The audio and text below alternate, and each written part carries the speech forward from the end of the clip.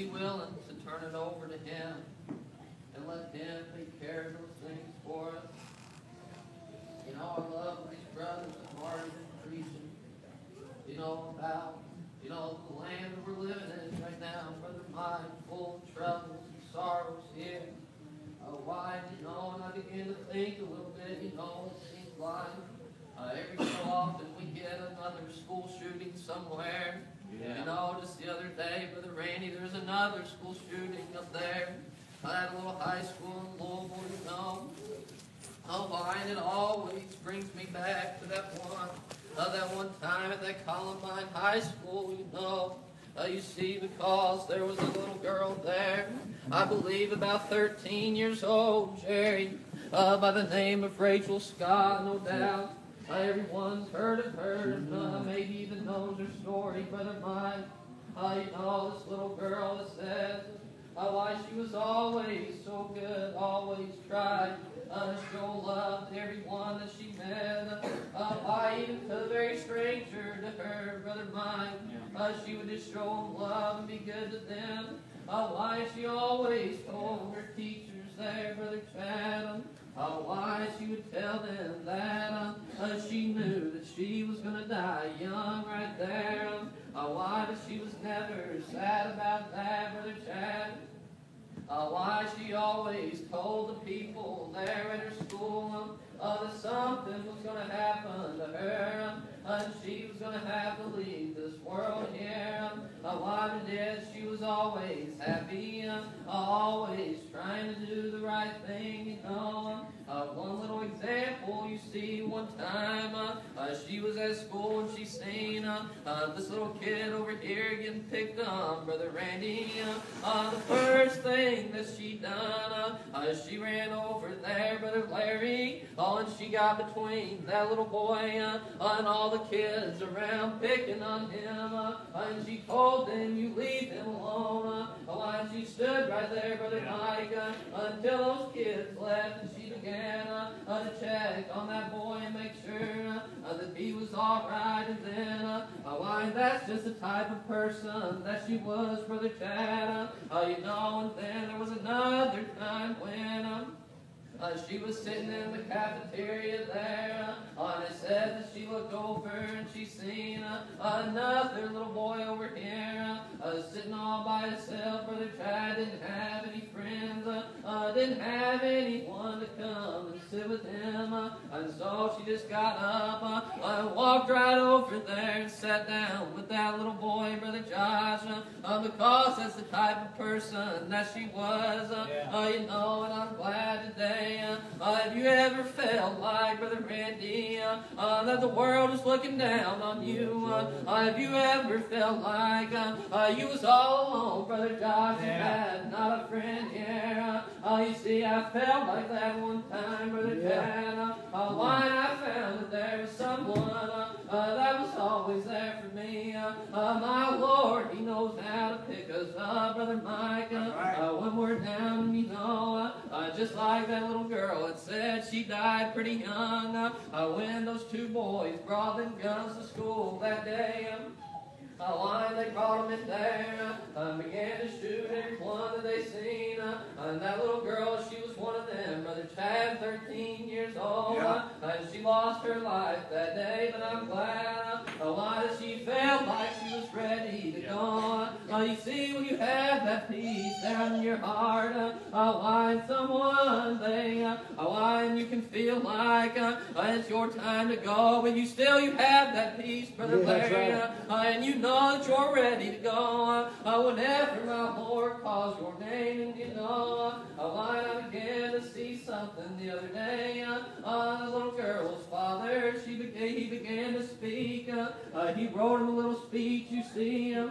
To all of our leaders here in this country, why he wanted to speak to them, you know, because it seems like every time that we have a tragedy like this, another school shooting, everyone, they begin to blame the guns and say, we need to do away with this, you know, These guns are getting people killed, and you know, this man who even had to see his little daughter die like that, he said, I don't blame that boy that shot her, and he said, I don't blame those guns that shot her. He said, it's much deeper than that, you see. Why he said, and it starts right here with what we're teaching our people, and he began to talk like that. He said, even when Cain slew Abel a long time ago, he said it was what was in his heart, you see. Right.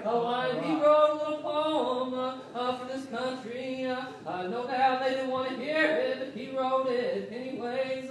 I'm going to read it to you because it touched me when I heard this. And he said, your laws ignore our deepest needs. Your words are empty air to us. He said, you stripped away our heritage. You've outlawed simple prayer. And he said, now gunshots fill our classrooms. And precious children die. You seek for answers everywhere. And ask the question why. You regulate restrictive laws through legislative freedom, and yet you fail to understand that God is what we need, you see. Because they took prayer out of the classroom, Brother Mike, that's where this problem starts, you see.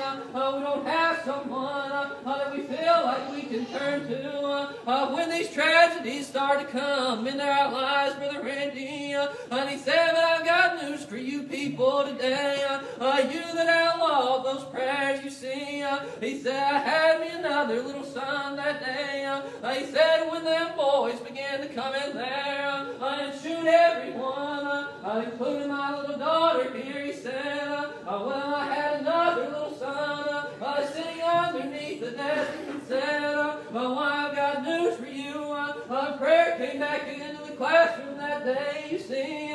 Why they want to tell us that we can't pray to our God, Brother Larry, today. Why, but I've got news for them today when I've got problems in my life, when these troubles begin to come upon me, why they ain't going to stop me from getting off my knees, Brother Josh, just like little Daniel did. That's right. When they began to say, why that you can't pray before God anymore, why ain't you glad today, people? I can look over here and see sickness, I can see heartache over here, and I can see troubles back here, I see problems over here. Why, but ain't you glad you can look up and see that you got help, you got safety, you got love, and you got mercy today, people. You broke always talk to me when I began to come to the Lord, and you know I was awful nervous because I thought, I just mess up, I won't be good enough, Brother Josh, and that's the way that I always thought about it. And they said, you two brothers, you would ask me, you'd say, well, have you prayed on the count of your sins? And I'd say, yeah. Why I feel like I've done all that I can do here. And you'd say, well, sometimes you just got to leap out on things. Why I trust that the Lord's going to catch you, you know. Why I began to think about that a little bit. Well, because I thought, Brother Randy, that why I would step out there and then why I'd fall flat on my face here. But you know, there was one time when Peter found himself on a little boat. That's right. Why did they begin to see a ghost out here? They thought. And he said, why is that you, Lord? Why catch me, Peter? And he said, oh, Lord, if it be you, God bid me come unto you. Why he said, come on, Peter. Why get out of the boat and come on. Why, Brother Josh, and he began. He took that leap of faith right there, Brother Mike. Why, what happened to old Peter? Why, just a few steps there he began to sing. Then I probably thought I messed up now. But who was there when Peter began to sing? When he looked up and he said, oh Lord, save me. God mercy, yeah. Why, my Lord was there, Brother Chad. Reach right down. Brother Mike. Why, that's the God that I'm serving today. Why, every time that I needed him, Brother Josh, why, he's been right there, you see. Because I took that leap of faith, Brother Randy, and I tried to do what I thought God wanted me to do. He was always right there. Yeah. It's all about that. You got to put your faith in Jesus today. And I promise you, he'll be there to catch you every time, Brother Mike. I'm going to tell this little story and I'll get out of the way. You brothers get you the song ready. Satisfy your heart. You know, I've seen this little story. There was a young man, I think another little kid, just about 13 years old, and he won. He won that big award, Sports Kid of the Year, Brother Chad. Why, for running all them races.